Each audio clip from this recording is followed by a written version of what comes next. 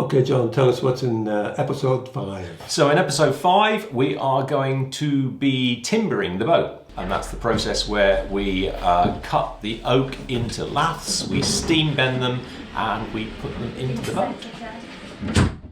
No.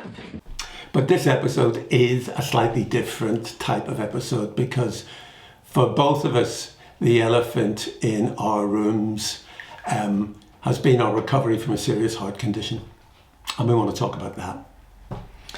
And as is our kind of way, we are going to talk about heart surgery in a bit of a kind of irreverent and slightly jokey way.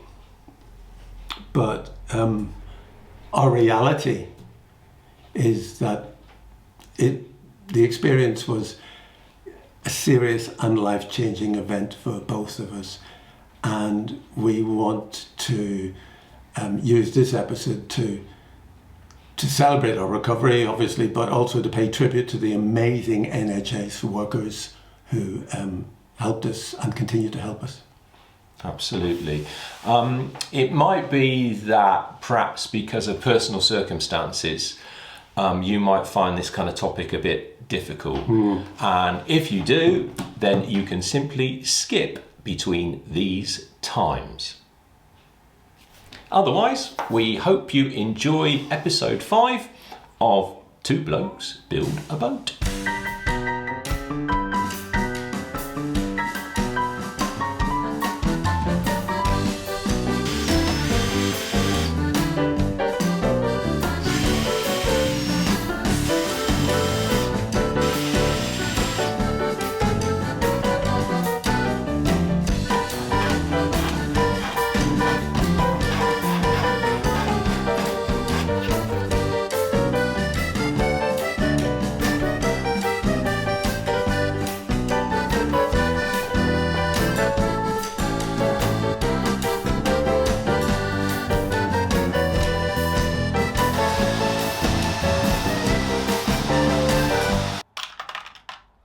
Well, with apologies to all Scottish people listening, the best laid plans of mice and men gang aft a gley.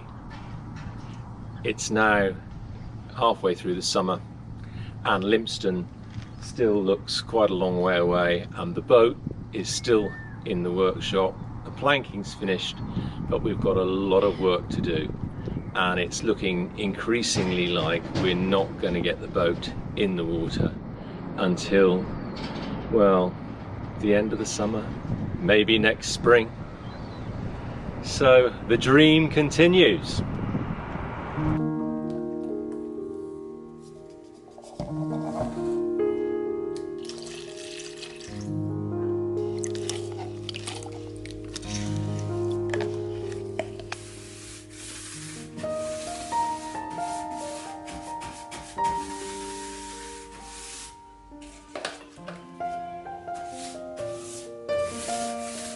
I'm just now putting on a third coat of linseed oil, which is a very traditional finish, which is just going to feed the wood. It's an oil that's been thinned down with just some white spirit, and it's going to soak into the timber.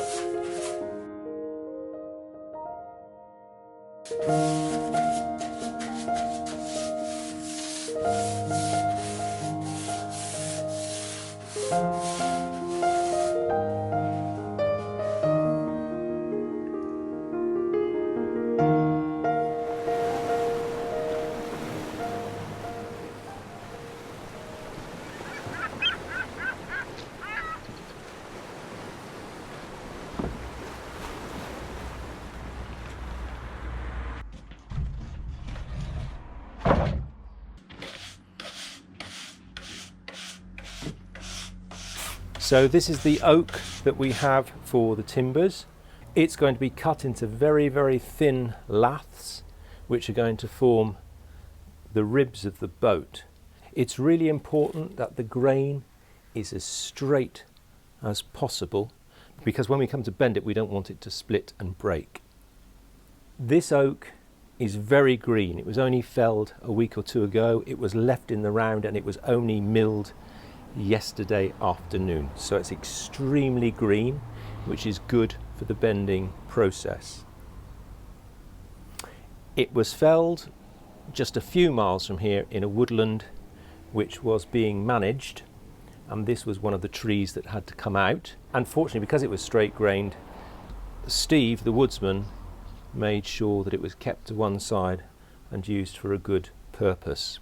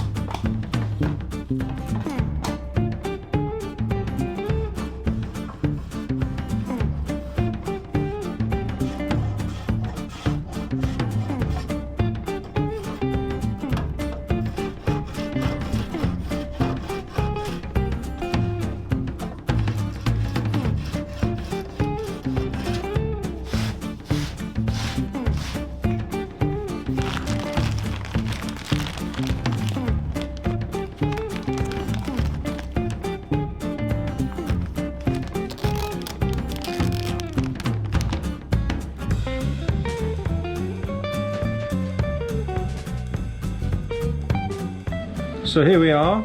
We're ready to start steaming. The boat is all ready. The timbers are waiting there.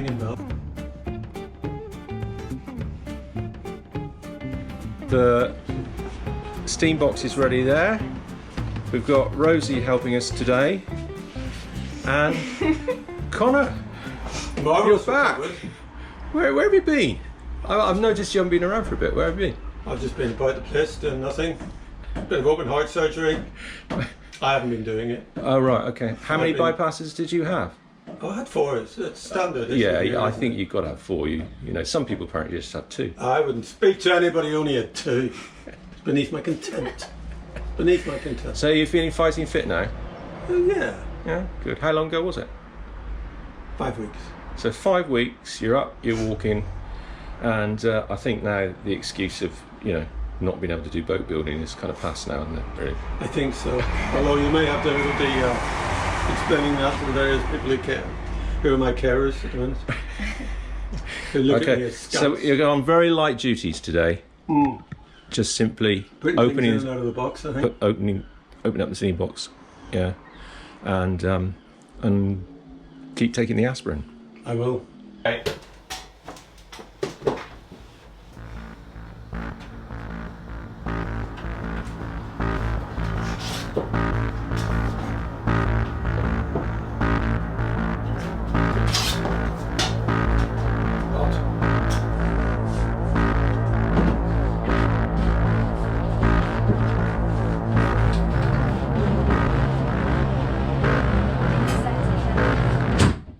No. Okay, let's try another one.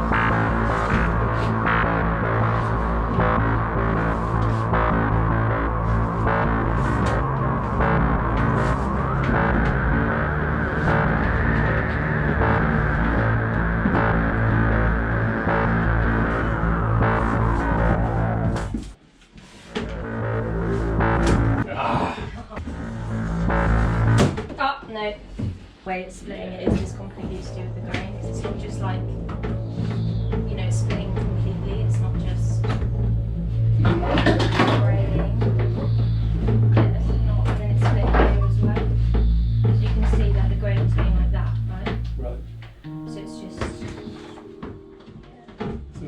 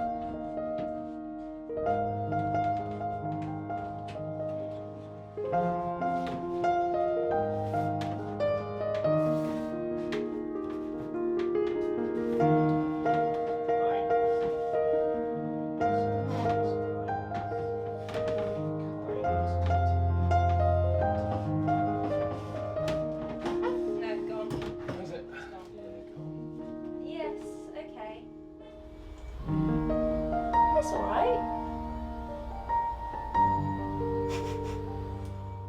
check the water. Does anyone want a snack or anything?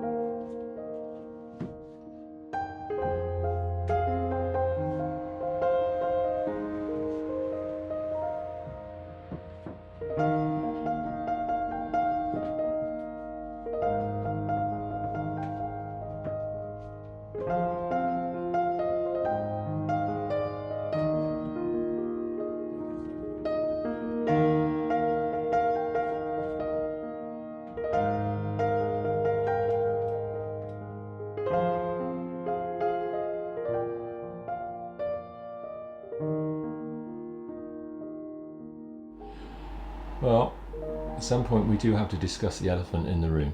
Exactly. So I was at the BBA, right? Right. What's the BBA? The BBA is the Lyme Regis Boat Building Academy. Fantastic place. Yeah. Absolutely brilliant place. Absolutely. On a really good course about repairing an old boat. And Matthew, the tutor, right, he likened it to open heart surgery. Did he? Yeah, which I thought was quite interesting. On account of the fact. I know what you're going to say. Yeah. And he said, like, if you take out a plank here, right? Yeah. So supposing this plank had a big split, yeah, we want to replace it. You can't just like take this rivet and this rivet and this rivet and this rivet. You can't just do that. You take those out, but also you've got to like ease off these, and there will be a timber here, won't there? You've got to ease that off, and then you've got to ease wedges in. So you've really got to get at the work. So there's actually a lot more work to get at it than there is to actually make the cuts.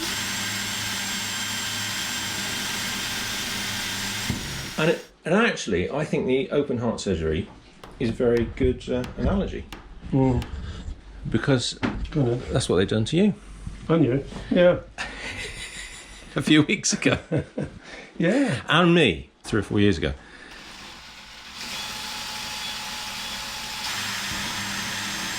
You know, but like, because it's not just a case of getting in there and, you know, sorting the heart out. No. They've got other things to get out of the way. Yeah. To get down to the job. Yeah. Yeah. So, you know, like they had to make a big cut, Yeah. presumably with some kind of Rotating. Stanley knife type thing. No, I reckon it's like an angle grinder with a blade. And then they got to get at the ribs. And then there's a machine going ping. Yeah. They've got to get the ribs out of the way. Oh. didn't they? Yeah. Put those in, and then Presumably they have some sort of. I mean, I think wedge. aren't your lungs in front of the heart? Will be, I suppose. Yeah. So you've got to get rid of those because they deflate those, don't they? Mm. And then do with all this stuff when it's I don't kind of out of the know. I don't know where it goes. Because they stop your heart, don't they? Yeah. What do they do with that? I suppose they just leave it there. I mean, they hardly stick it in a bucket under the table and say, nobody kick that.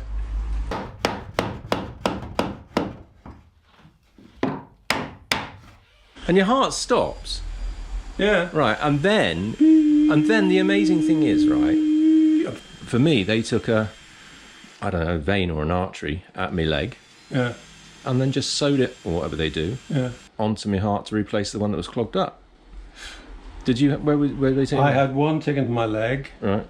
and I had one taken from here, which they apparently pulled on and connect into the, Yeah. I think it's the aorta. Yeah.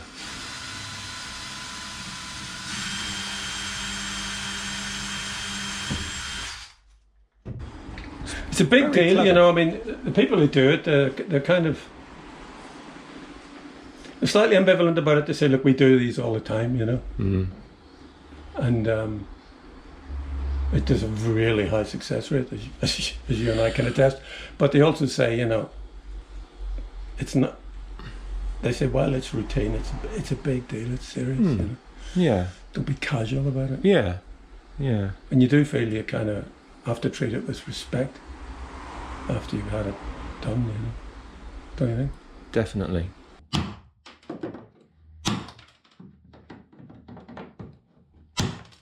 I think it's quite hard when people say to you all the time, "Oh, it's routine. You don't need to worry. It'll be all right." I think in a way that's, or you know, in a way that's not always the most helpful thing, because No. actually, it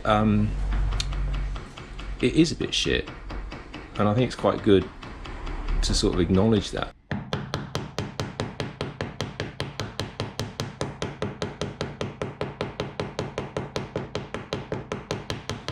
And that's the other thing, isn't it? I like their skill is amazing, because like Amazing. here we are building a boat, right?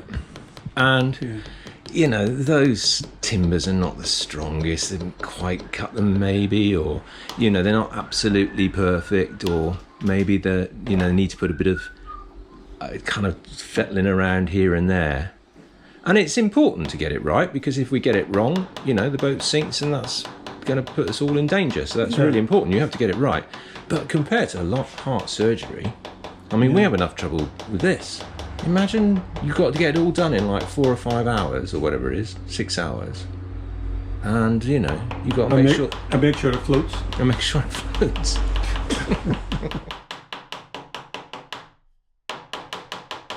Because then they stick 2 wires in. Did you remember your 2 wires? Yeah.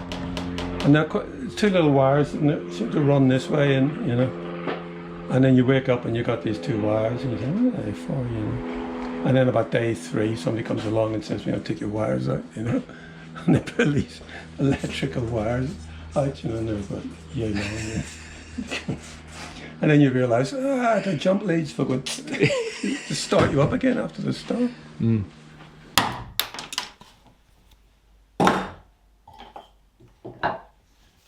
But it is also important to say, I think, 2 things, right? First of all, you know, if we ever do, if this video ever is watched by anybody, Right. which is highly unlikely, but if anyone watches, Well, you might get somebody. You might get a We heart surgeon who is interested in boat building. yeah, Being that's grossly, possible. being grossly offended by our knowledge. I'm sure they would be. But for which we apologise. But also, it's quite likely that the demographic that watches these videos, if we're terribly honest about it, is going to be, you know, blokes who are a bit older. Yeah. So it's important to say a couple of things, I think. First of all, that if you feel out of breath, or if you have got Yeah. a bit of a twinge, It's then probably not get- indigestion. yeah, Treat get- it. Don't treat it like it's it indigestion. ain't flu, get along to a doctor, get it checked out. If you're having difficulty going up And- a hill, Yeah, exactly. And the other thing is, I think it is important, to say that you can, 5 weeks, 6 weeks later, you can get up and you can start dreaming about building boats and you can do stuff. I think it's really, And you can do things other than building boats if that's your back. I mean, if you're crazy enough not to want to build a I boat. can't imagine why you want to, really, but No. I suppose there is other stuff that you could What do. do you think? I don't know what other people would do.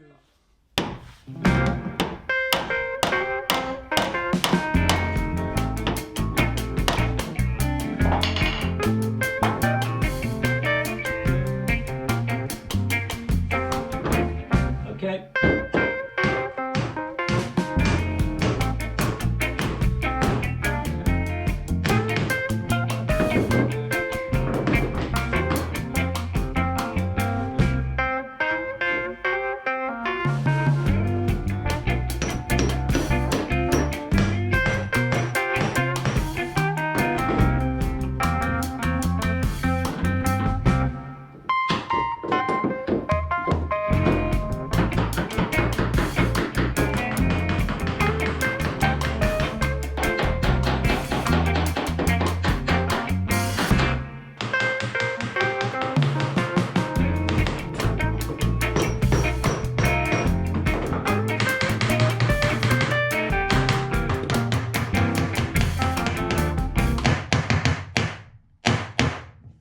That's a very traditional tune that's played when you reach the end of a significant amount of roving. Is it? Yeah. You just, when you get to that one, you go.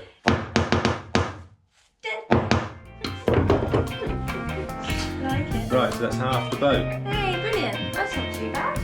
Didn't take too long.